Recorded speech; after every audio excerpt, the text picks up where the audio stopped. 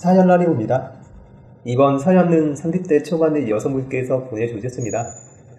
어린 시절부터 바람 피우는 아빠와 불쌍한 엄마를 보면서 자랐고 사연자분이 성인이 돼서는 불쌍한 엄마를 위하여 사이다를 날리고 이혼 소송을 도와주는 사연입니다. 무슨 일이 있었는지 지금 바로 알아보겠습니다. 안녕하세요. 저는 올해 33살이 되었고 작년에 결혼식을 올린 여자입니다. 아이는 아직 없고 그래서 우리 가족은 저와 남편 그리고 친정 엄마까지 이렇게 세 식구가 살아요. 아버지는 따로 혼자서 지내십니다. 두 분은 이혼하셨거든요. 합의 이혼이 아니라 소송으로 진행했고 그 시작은 저희 친정 엄마가 하셨습니다. 제가 옆에서 많이 도와드렸거든요. 이혼 이 이야기도 제가 먼저 엄마에게 꺼냈습니다. 이제 그만 아빠를 버리라고 제발 버리자고 이 이야기 했거든요. 다른 어머니들도 다 그러시겠지만 저희 엄마도 유난히 고생을 많이 하셨습니다. 아버지가 정말 대단하셨거든요. 지금 표현으로 하면 저희 부모님은 정말 부부셨어요. 아버지는 건설 현장에서 일하셨고 늘 나가 계셨으니까요. 주말 부부셔서 그런지 잘 모르겠지만 저는 외동딸입니다. 늘 동생이 갖고 싶었지만 엄마는 그때마다 미안하다고만 하셨어요. 지금 와서 생각해보면 동생을 고자하고 제가 태어난 것도 거의 기적 같은 일인 것 같습니다. 어릴 적 아버지에 대한 기억은 거의 없습니다. 그리고 제가 중학생이 되면서부터 아버지가 이상하다고 생각했고 고등학생이 되어서는 우리 엄마가 정말 불쌍하다고 느끼게 되었으니까요. 그때부터 저는 꿈이 하나 있었습니다. 아버지 없는 곳에서 엄마와 단둘이 지내고 싶었습니다. 특히 아버지의 가족들인 공부들과 다 끊고 살길 원했어요.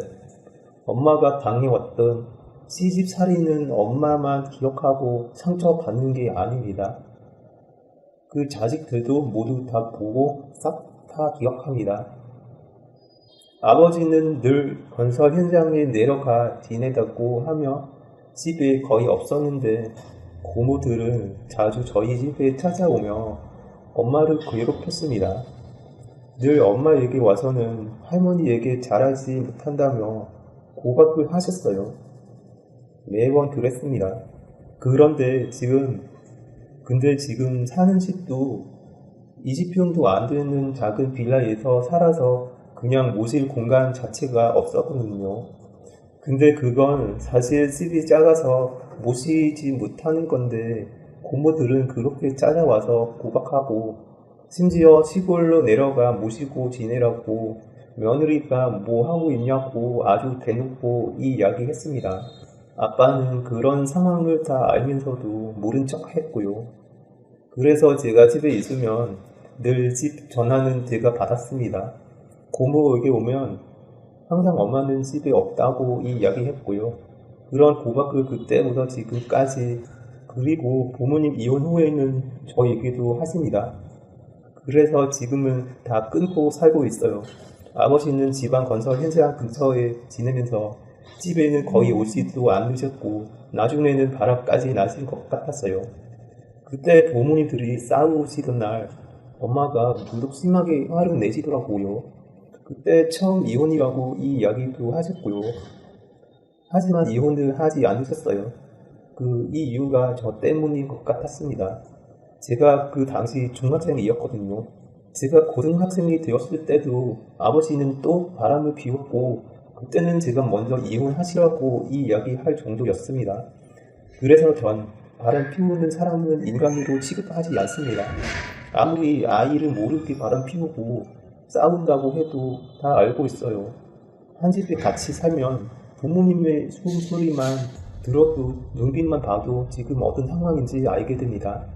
아버지의 두 번의 바람은 어린 저에게 큰 충격이었고 모든 걸 다 기억하고 있습니다. 그 여자 이름도 기억해요. 그래서 제 고등학교 때부터 꿈이 엄마랑 둘이 사는 걸로 바뀐 거예요. 돈 많이 벌어서 단둘이 살고 싶었어요.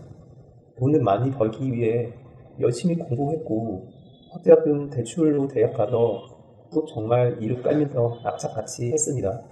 제 어린 시절을 그런 아빠와 보내서 그런지 예전부터 인간이 사는 모습이 마치 비누 같다고 생각했었습니다.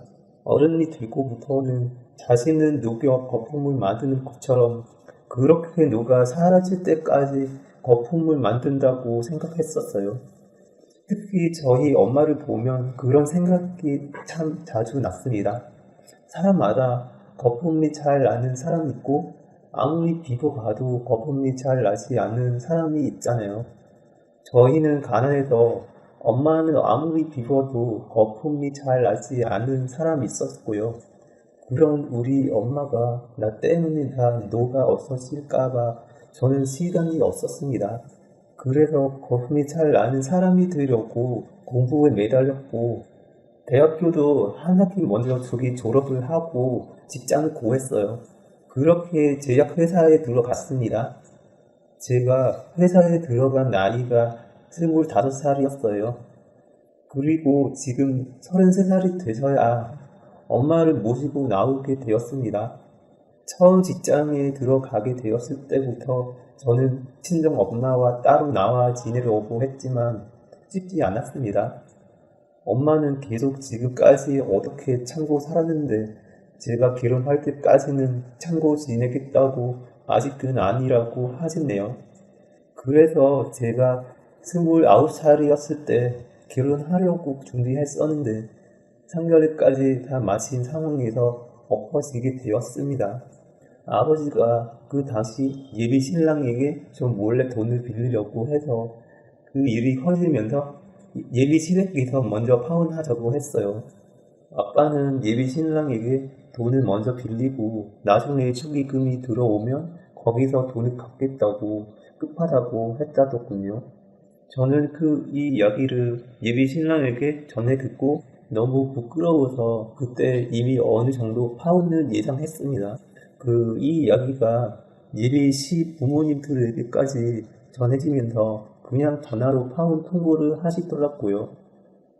인연이 아닌 것 같다며 자세한 집안 상황은 모르겠지만 아들을 둔 부모 마음을 이해해 달라면서 받아들일 수 없다고 하셨어요. 결국 그렇게 제 첫 번째 결혼이 아빠 때문에 파혼으로 끝이 났고 그때부터 저는 아빠와 연을 끊고 살았습니다. 근데 고모들이 하는 소리가 참 가관이었네요. 아빠 덕분에 이상한 집안을 피할 수 있었다고 다행으로 생각하았더군요. 엄마 얘기도 딸 자식 결혼 기다리지 말고 당장 그 집에서 나오라고 제발 아빠를 버리라고 했습니다. 엄마는 끝까지 제 결혼을 기다리셨어요. 그래도 결혼식장에 아빠 손 잡고 들어가야 하지 않겠냐고 하시면서요. 그렇게 3년이 더 지났고 새로운 인연을 만나게 되었어요. 저보다 3살이 많은 약사 남자였습니다. 근데 웃긴 건 그 남자도 파혼 경험이 있어서 얼마 뒤 저희 부모님께 예비 신앙을 소개해 드렸고요. 정말 대단하게도 저희 아빠는 이번에 또 예비 신랑에게 돈 이야기를 꺼내셨습니다. 그러자 엄마가 옆에서 말렸고 아빠는 예비 신랑 앞에서 엄마에게 소리를 지르더군요. 예비 신랑에게는 저희 집안 이 이야기를 모두 했던 터라 크게 놀라지는 않았지만 아빠는 참 한결 같았습니다. 그렇게 결혼식을 올렸고 그날 오랜만에 표정은 계속 굳어있고 사진 찍는 내내 저에게 표정 폴랐고 그 소리를 몇 번이나 들었어요. 아빠라는 사람은 축의금 받는 곳에 서서 받는 봉투를 그 자리에서 열어보더군요. 지옥 같은 결혼식이 별 사고 없이 잘 끝났고요. 그리고 몇 달 뒤 새로 장만한 신혼집에 집들이 했어요. 분명 저는 부모님만 불렀는데 아빠가 다 이 이야기 했는지 고모들까지 우르르 물려왔습니다. 집에 와서는 계속 이곳저곳을 들쑤시고 다니며 만져보고 열어보고 난리도 아니었고요. 심지어 냉장고까지 다 확인하더군요. 그렇게 식사를 하고 제가 엄마를 모시고 저희 집 방을 하나 보여드렸습니다. 아빠랑 고모들도 따라왔고요. 저희 신혼집에는 방이 3개입니다. 한 곳은 저희 부부가 쓰고 한 곳은 옷장처럼 쓰다가 나중에 아이 방을 할 거고요. 그리고 햇볕이 잘 뜨는 가장 좋은 방에 가서 엄마에게 물어봤어요. 여기 방 마음에 드냐고. 햇볕이 잘 뜬다고 하면 내일부터 여기서 우리랑 같이 살자고 이 이야기 했습니다. 아빠는 깜짝 놀라며 왜 갑자기 내 엄마를 데려가냐고 해서 엄마 가방에서 이혼 서류를 꺼내 보여드렸습니다. 이제 그만 불쌍한 우리 엄마 나 달라고 이 이야기 했어요. 그때부터 아빠는 난리 치셨고 이게 갑자기 무슨 일이냐고 잘 살다가 갑자기 왜 이혼을 하냐면서 나중에는 소리까지 지르며 엄마가 쓸 방문을 발로 차기 시작했어요. 그래서 제 남편이 와서 말렸고요. 더 놀랄 것도 없었습니다. 결혼 전부터 이미 남편하고 다 이 이야기 든 상황이라고 딸 결혼식까지 보고 이혼한다고 하셨는데 이제 결혼했으니 엄마 모시고 와서 같이 살겠다고 당당하게 이 이야기 했어요. 이젠 고모들까지 와서는 엄마에게 소리를 지르더라고요. 그동안 시집 와서 뭐 한 게 있냐면서 제 앞에서 엄마에게 삿대질을 하길래 그동안 참았던 이 이야기를 다 했습니다. 아빠가 예전에 여자 만나고 다녔던 이 이야기, 바람 피우다 2번이나 걸렸던 이 이야기들, 그리고 제 파혼 이 이야기까지 고모들 앞에서 몽땅 다 이 이야기 했습니다. 근데 웃긴 건 그런 상황을 이 이야기 해줘도 그건 이혼 사유가 아니라네요. 고모들은 무조건 아빠가 불쌍하고 엄마가 문제라고 했고 목소리가 점점 커지다가 나중엔 서로 소리를 질렀습니다. 결국 저는 당장 다 나가라고 했고 아빠랑 고모들은 거의 쫓겨나다시피 저희 신혼집에서 나갔습니다. 그날 이후로 엄마는 이혼 소송을 진행했고 합의 이혼은 힘들어서 소송을 통해 이혼하셨습니다. 이혼 사유는 이미 충분했습니다. 그냥 하루 종일 녹음기에 버튼만 눌러놓고 지내시기만 해도 거기에 담긴 대화 내용만으로도 이미 충분했으니까요. 끝까지 아빠는 이단 일로 무슨 이혼까지 하냐고 했고 심지어 고모들은 저희 신혼집까지 와서 난리를 쳤습니다. 엄마는 이혼 결심 후 저희 집에서 함께 지내고 계셨거든요. 근데 저와 남편이 일하러 나간 시간에 찾아와서는 난리를 치더라고요. 그런 고모들의 모습에 아주 그냥 치가 떨렸습니다. 아직도 제가 어린애인 줄 아나 봐요. 고모들 3명에게도 싹 다 위자료 청구 소송을 걸었습니다. 개혼 파산의 책임이 있으면 누구든 다 걸 수 있거든요.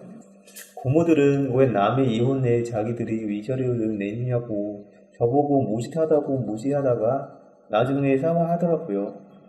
갑자기 아빠도 찾아와서 사과하고 고모들도 과일 바구니를 들고 와서는 잘못했다고 싹싹 빌고 심지어 고모들도 같이 와서 자기가 마누라 관리를 잘못했다며 미안하다고 용서해달라고 빌더라고요.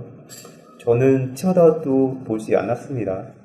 엄마에게도 마음 약해지지 말라고 그동안 참은 거 이번에 다 보상받는 거라고 마음 굳게 잡으시라고 처음엔 그렇게 사과하더니 저랑 엄마가 반응 없자 역시나 이번에도 욕을 엄청나게 하며 난리를 치더라고요.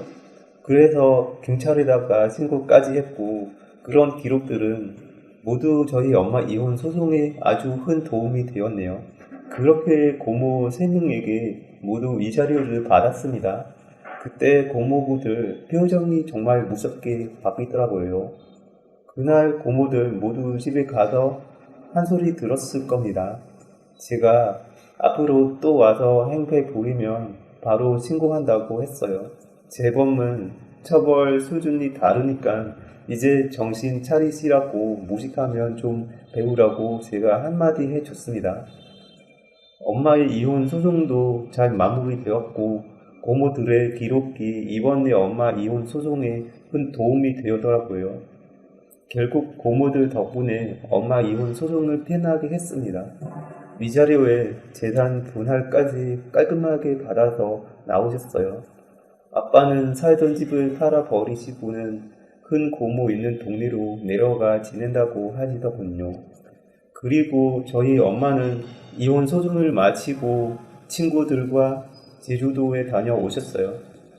태어나서 처음 비행기 타본다고 좋아하셨습니다. 친척 동생에게 전해 들었는데 고모들 사이에서 제 욕을 그렇게 심하게 한다고 이제는 아빠도 같이 합세해서 자기 딸 욕을 그렇게 한다고 합니다. 그래서 제가 정말 마음이 더 편해지네요. 죄송한 마음이 싹 사라졌어요. 장모님과 함께 사는 남편이 참 고맙기도 하고 미안하기도 했는데 남편은 정말 고맙게도 자기는 더 좋다고 늦둥이로 태어나 엄마와 지낸 시간이 짧아 아쉬웠었는데 오히려 요즘은 참 좋다고 합니다. 엄마가 딸의 결혼을 보겠다며 버텨준 덕분에 제가 그렇게 좋은 남편을 만나게 된 것 같기도 하고요. 누가 뒤에서 뭐라고 욕을 하든 이제 신경 끄고 앞으로 저는 우리 엄마랑 행복하게 지낼 겁니다. 이번 사연은 여기까지입니다. 어머님이 정말 오랫동안 딸을 위해서 참고 버티신 게 정말 힘들었을 거라 생각이 듭니다. 특히 고모들에게 위자료를 받으실 때는 정말 통쾌했습니다. 모든 걸 이해해주고 사랑스러운 남편과 앞으로는 행복한 삶을 사시길 응원합니다. 힘내세요. 오늘의 사연은 여기까지입니다. 여러분의 생각은 어떠세요? 친구들이랑 토론해보세요. 채널을 구독해 주시고 재미있는 동영상을 공유해 주시면 정말 감사하겠습니다. 좋아요와 댓글은 저희에게 큰 힘이 될 겁니다. 감사합니다.